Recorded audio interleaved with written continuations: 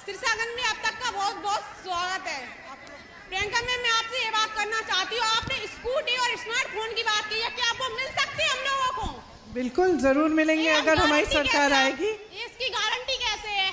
अब गारंटी आपको मुझ पर भरोसा करना पड़ेगा। भरोसा तो हम करेंगे, कुछ नेता आते हैं बोल के चले जाते हैं जी, किसकी गारंटी? इसीलिए मैं चाहती हूँ कि अगर सारी महिलाएं एकजुट होकर राजनीति को बदलने की कोशिश करें और समझें कि जो आजकल जो राजनीति हो रही है कि वचन दिया उसे रखा नहीं, धर्म के आधार पर राजनीति कर ली, जाति के आधार पर वोट मांग लिए, उसके बाद आपके लिए कोई काम नहीं किया। इसीलिए मैं चाहती हूँ कि महिलाएं समझें कि किस तरह की राजनीति हो रही है और उसे बदलने के लिए शक्ति आप सब में है। इसीलिए हम चाहते हैं, हमने जो घोषणा पत्र बनाया है सिर्फ महिलाओं के लिए, सिर्फ स्कूटी और स्मार्टफोन नहीं है।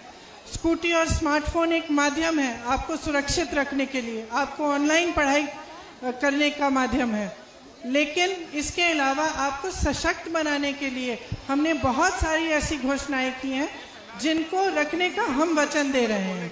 और हम कह रहे हैं, बल्कि एक हमारा गारंटी कार्ड भी है जो आपके घर घर आ रहा है, उसमें आपका एक स्पेशल नंबर होगा। आपको गारंटी है कि अगर हमारी सरकार आएगी, ये गारंटी कार्ड आप इस्तेमाल करिए और उसके तहत आपको ये मिलेगा। ठीक है, तो हमारी कोशिश पहले भी सरकार बनी, हम हर किसी की बात मानते हैं, लेकिन सारे लोग ऐसे ही बोल के चले जाते हैं हमसे। तो अब भरोसा करना पड़ेगा आपको, एक बार करके देखिए, है ना। पर इससे पहले आपको किसी ने ऐसे लड़के दिखाया है?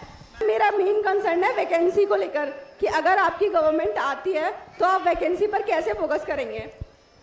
हम पूरा एक विधान अभी कुछ ही दिनों में निकालने वाले हैं जिसमें हमने यही बात की है कि हम भर्तियां कैसे कराएंगे, रोजगार कैसे बनवाएंगे और किस तरह से आप सबको ऐसे मौके मिलेंगे कि आप सब अपने पैरों पे खड़े हो पाए। इसका एक पूरा हमने भी स्टडी और एनालिसिस किया है। कुछ ही दिनों में, शायद 3 या 4 तारीख को इसे हम पब्लिक भी करेंगे, उसमें सारा लिखा जाएगा। लेकिन आपने बहुत अच्छा पॉइंट निकाला कि अगर महिलाएं भी एलिजिबल हो जाती हैं एक चीज़ के लिए, तो उनके लिए क्या वैकेंसी क्यों नहीं बढ़ाई जाती। एक और बात है कि काफ़ी उत्तर प्रदेश में काफ़ी वैकेंसियां हैं जो भरी नहीं गई हैं और आज भी खाली पड़ी हैं, लेकिन सरकार ने जो काम करना था भरने के लिए वो काम नहीं किया। तो हमने ये कहा है कि ये काम हम पूरा करेंगे। योगी जी के बारे में बहुत सुना था, लेकिन उन्होंने भी यानी योजना पे योजना तो चलाते रहे, योजना अब तक चल रही है, लेकिन उन योजनाओं पर आशा बहुओं और आंगनवाड़ी कार्यकर्तियों के लिए कोई भी काम नहीं किया गया।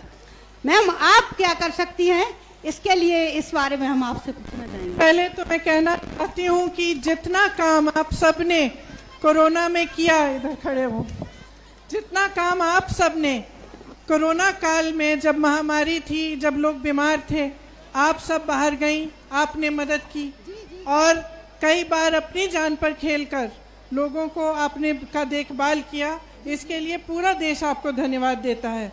और मैं जानती हूँ कि जो आपका मानदेय है कई सालों से बढ़ाया नहीं गया, अभी क्योंकि चुनाव आ रहा है और क्योंकि हमने लड़कियों का मुद्दा, महिलाओं का मुद्दा बहुत शक्ति से उठाया कि कुछ घोषणाएं अभी हाल ही में हुई हैं, लेकिन हमारी पार्टी ने घोषणा की है कि आपको 10,000 रुपए का मानदेय प्रति माह मिलेगा। उसके ऊपर जब आप किसी के घर जाती हैं, एक परिवार को आप एक पूरे साल के लिए देखते हैं। आ जाइए, उधर से आने दीजिए। आप जब एक महिला की देखभाल करते हैं जो गर्भवती होती है, तो एक पूरे साल के लिए उनके साथ काम करते हैं, आपको सरकार उसके लिए कुछ देती है। हम चाहते हैं कि उसके वो अलग हो और जो मानदेय आपको प्रतिमाह मिल रहा है वो अलग हो। तो 10,000 रुपए का मानदेय आपको मिलेगा ही मिलेगा। ऊपर से जब आप किसी के घर जाके उनका स्वास्थ्य, उनकी सेहत देखेंगी, अलग से मिलेगा। तो ये हमने घोषणा की है। सभी बहनों ने 2 चीजें कही हैं। सबसे पहले ये कहा है कि शोषण हो रहा है। क्यों? क्योंकि जैसे आशा बहुएं हैं, आंगनवाड़ी की बहनें हैं, शिक्षा मित्र की बहनें हैं, उनका ना वेतन बढ़ाया जा रहा है, ना मानदेय बढ़ाया जा रहा है, ना नियमितीकरण हो रहा है। और जब वे अपना हक मांगती हैं तब उनको पीटा जाता है, पुलिस द्वारा लाठियां बरसाई जाती हैं। बार बार हमने ये देखा है कि ये सरकार महिलाओं के हक को नकारती है, समझ नहीं पा रही है कि महिलाओं की क्या शक्ति है। इनकी जो विचारधारा है, इनकी मानसिकता है, वो यही है कि आपको एक गैस सिलेंडर पकड़ा दिया और उनकी सारी जिम्मेदारी उसी के साथ समाप्त हो गई। उसके बाद आप दूसरा सिलेंडर कैसे खरीदेंगी वो पूछा तक नहीं। आप सशक्त कैसे होंगी पूछा नहीं। आपकी शिक्षा कैसे कंप्लीट होगी वो नहीं पूछा। आपका सशक्तिकरण, आपके लिए रोजगार कहाँ से पैदा करेंगे, कुछ नहीं किया। वो सोचते हैं कि सिर्फ एक ही गैस सिलेंडर देने से आप सब उनको वोट दे देंगे। इसी तरह से जब भी चुनाव में आपके सामने आते हैं तो कभी आपकी सशक्तिकरण की बात नहीं होती, आपकी भलाई की बात नहीं होती। योजनाएं, स्कीम, बहुत घोषणाएं होती हैं, लेकिन उन घोषणाओं को कभी जमीन पर बनाया नहीं जाता है, कराया नहीं जाता है। जो मानसिकता ये है वो मानसिकता है कि महिलाओं को नकारा जा सकता है। मैंने ये नारा लड़की हूं लड़ सकती हूं क्यों शुरू किया है? मैं कहना चाहती हूं कि अब महिलाओं को कोई नकार नहीं सकता। आप इस देश की आधी आबादी हैं। जब महंगाई होती है बोझ कौन उठाता है? इस समाज का बोझ कौन उठाता है? जब से आप पैदा होती हैं तब से संघर्ष शुरू होता है। पढ़ाई के लिए मेरी गाड़ी में एक लड़की आई मेरे साथ, यहाँ संध्या नाम की लड़की। मैंने भीड़ में देखा, गाड़ी में बिठाया, उसने मुझे बताया कि शिक्षा के लिए उसने संघर्ष करना पड़ा। उसे संघर्ष करना पड़ा अपने परिवार से, समाज के साथ, कि उनको शिक्षा, उनको पढ़ाई करने दें एक स्तर के बाद।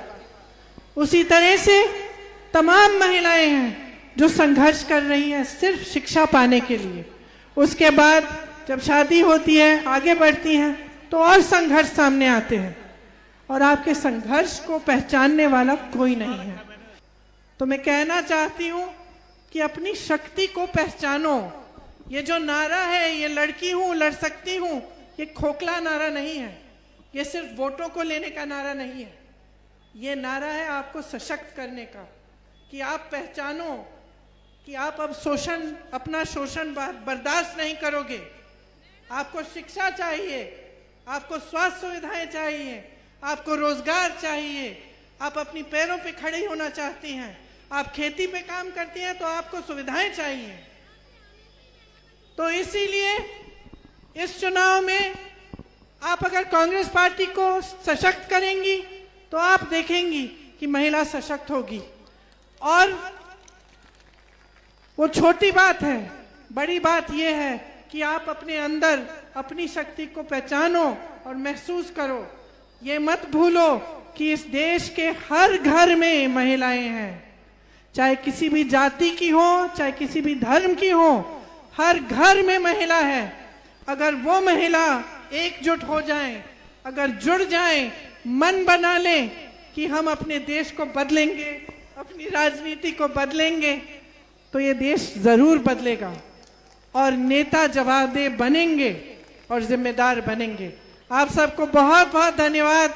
आप यहाँ आए, काफी इंतजार किया आपने, मुझे थोड़ी देर भी हो गई, इसके लिए आप सबको धन्यवाद। मैं नीचे आके अभी आपसे मिलूंगी।